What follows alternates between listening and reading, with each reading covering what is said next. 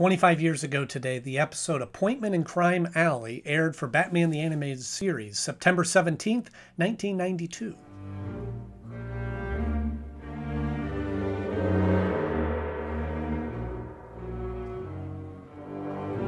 Hello friends, welcome to the show. I'm Andy Cano. This is the show where we break down the episodes of Batman the Animated Series, episode by episode, on the 25th anniversary of the date that they originally aired. If you're like me and love Batman and grew up with Batman the Animated Series, be sure to subscribe to this channel so that you can see all the episode breakdowns that we're doing on the 25th anniversary. And be sure to watch to the end as we rank this episode in my list of the best episodes of Batman the Animated Series that we've seen so far, because today we will finally complete a working top 10 list, as this is the 10th episode that we've seen of Batman the Animated Series so far.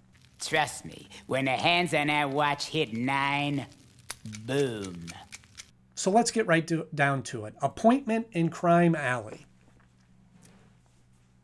Meh.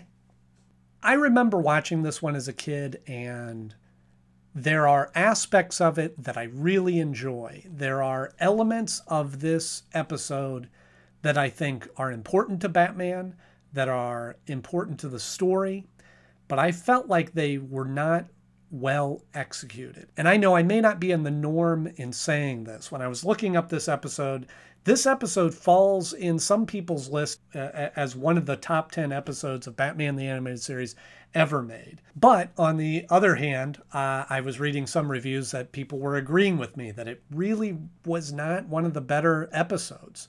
So real quick, we got the Joker bomb on the clock with 30 seconds. I'm going to give you the rundown of this episode.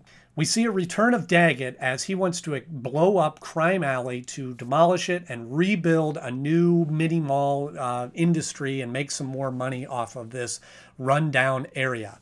Batman has an appointment in this area for an unknown reason, and as he's going there, he's pulled in different directions to try to stop the crime that's happening and unravels this mystery of bombs being set to blow up this entire block. And he finally is able to meet up with Leslie and save her from being destroyed, defuse the bomb, and be able to make his appointment, which we now know is to lay roses at the place that his parents were murdered.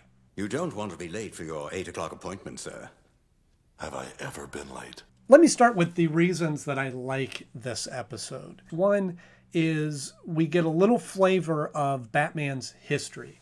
I've said it before, but I'm not a big fan when we overtell the Batman origin story. I think in about every movie, every new iteration of the movie, we have to re-show his parents getting shot.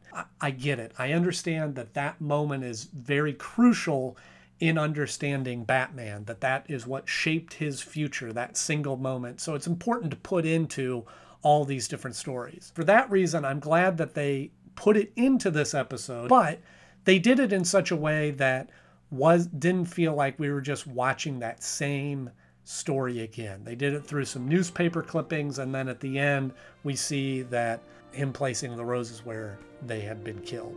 Good people still live in Crime Alley. The other element that I like about this story is I've always been a fan of movies and TV shows that take place sort of in real time, in the time frame of the show. Although this takes place more over 2 hours and not as much in 20 minutes, it is almost in real time that we see one night, one progress of events. The clock is ever present throughout this episode. So because it's an appointment and he has an appointment to keep, we see the clock ticking down. Plus the bomb is going to go off at 9 o'clock in this one night. All these things that pull Batman in different directions, because he can't just ignore a crying child or a speeding trolley car. He has to do what he is supposed to do, which is neat, because the whole reason why he's going to visit this spot is because to remember what made him who he is. And now through the course of that, we're seeing who he is now because of that. Yeah, I think I said what I wanted to say. No, sir. Not once in all these years. So those elements are great, and I don't want to take anything away from those, but that's about it. The rest of the episode honestly got a little boring for me. Maybe because I knew what the ending was, I remembered what the ending was. It doesn't really withstand the test of time for that reason. He's never been late before. I'd better look for him. The other thing that I sort of had a problem with was there's a large action sequence with this speeding trolley car, and it rolls down the tracks, and Batman is on his way to an appointment, and he's kind of exhausted. Perfect. Just perfect. Great action sequence, but it didn't need to be there. The only purpose that solved was keeping Batman from getting to his appointment. But they don't explain why the driver had passed out. They don't explain why this is speeding out of control. It's just this random thing that happens to serve the story, but I felt like they could have tied it in a little bit better. Like they did with the little girl running out in front of Batman's car.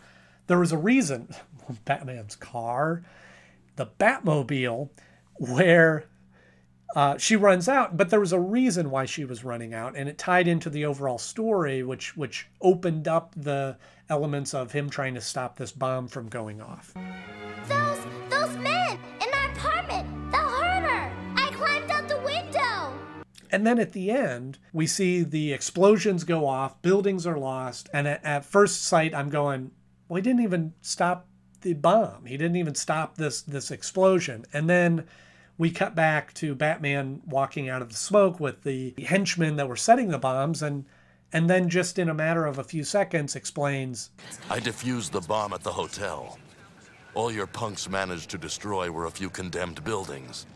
let's see that. I know that you only have 22 minutes, so we're trying to cram a lot into there. But as we talked about before, there's some episodes that do this really well. This one, like I said, the first act of it, we'll say, I was kind of bored. So I felt like we could have sped through that a little bit more and focused more on Batman being in Crime Alley. I told her to be careful.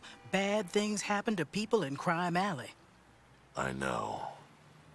So when it came time to rank this in the best episodes that we've seen of the show so far, I slipped it in the number 9 spot. It didn't fall all the way to the bottom. I left that with Nothing to Fear, simply because Nothing to Fear just felt really generic. This one, although there's some boring elements to it and there was some parts that didn't connect well with me, as far as the overall arc, I felt that it was an important episode.